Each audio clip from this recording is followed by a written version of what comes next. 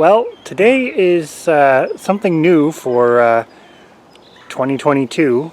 We are greatly expanding our garden space, and we're going to show you what we mean. But before we can actually get it to garden, we've got to build a fence.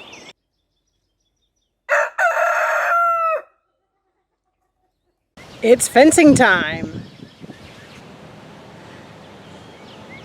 So today we're working on the fence between the ram pen and the soon-to-be garden.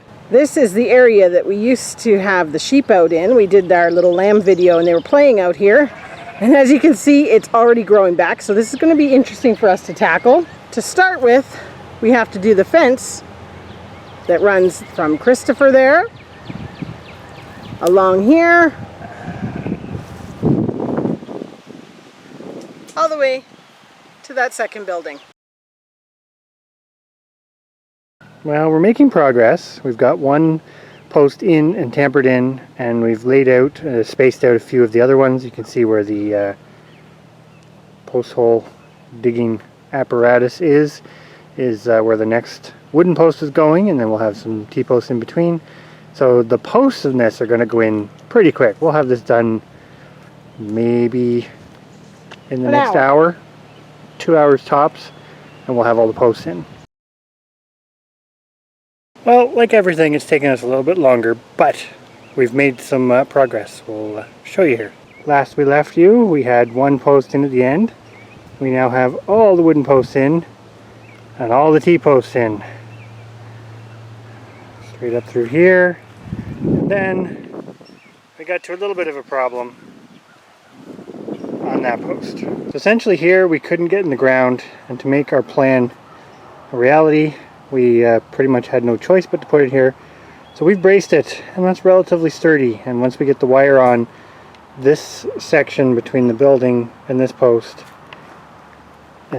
here is going to have boards on it, because this is going to be kind of like a smaller catch pen for a ram and or sheep, while the rest of the fence behind me is going to be just pasture fence. And we almost have a fence. We had one roll of fence that we brought with us when we moved. It sat here that long, which is scary. It reached all the way down to the end, except for the very end we're about 2 feet too short, so we have to splice a piece on, which is fine. But that will give us a massive garden area. And we may even have a bit of a rabbit idea. We have part of a rabbit idea actually already. I'm going to bring a few and put them under the tree here. But it's kind of a good feeling, even though it's not done. And it doesn't look like much because it's a fence, but it's something. You saw the fence going up. It's not finished. More to come on that. But it's really, really good progress. Now, overall size of this dream garden, because you know we like to think big, is about 50 feet by 130 feet long. Now, we're not going to be able to use all this space this year. There's a lot of amendments that need to happen, and well, just time. This has never been used as garden really, so we've got to till, we've got to get rid of weeds, and we've got to plant. And it's already May, what is it? It's May 20th. So, you know, we're cutting it close, but we like to work well under pressure. But what space we are actually going to develop this year, which will be new for 22, is 32 feet by hopefully 90 feet long. Now, I'm going to go down and show you 90 feet from here. Give me 1 second.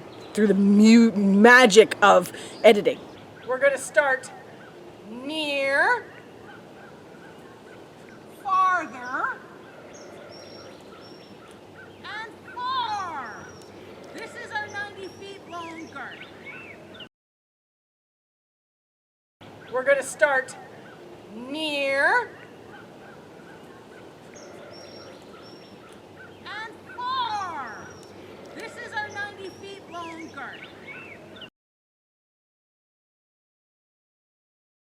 So given that garden space, we've decided to keep these Manitoba maple trees because they're actually in pretty good shape for Manitoba maples, and they create really nice shade. So half of our rabbits have moved out here. Half of our girl rabbits. Half of our female rabbits, I should say, have moved out here, and they're going to enjoy the deep shade under here. They seem happier already, to be honest. So this area kind of under the drip line of the trees won't be part of the cultivated garden, but it's still part of the overall garden space. We need to do something between here and this post. We have some ideas, but we're going to come back to that tomorrow. And we still have to get a fence across to here with a gate.